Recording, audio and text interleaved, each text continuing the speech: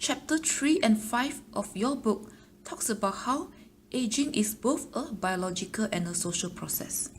So, it seems that the nature versus nurture debate has been going on forever.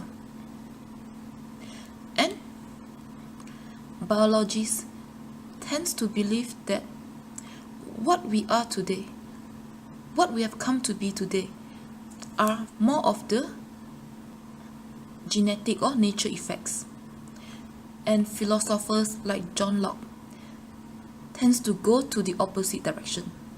He believed that who we are today is more of our environment, social factors. And Paul Ehrlich, who was trained as a biologist, believed that it is both nature and nurture that determines what we have come to be today. And many of us believe that it may be both nature and nurture that determines our outcome and well-being, because oftentimes genes interact with other genes in a given environment.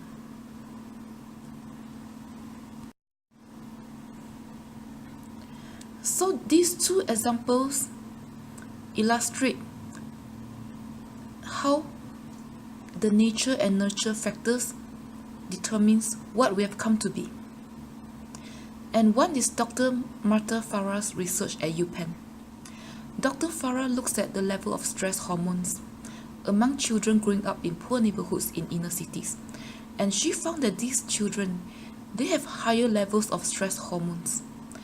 And if these children, when they progress from childhood to adolescence to young adulthoods, they never leave their neighborhoods, they remain there.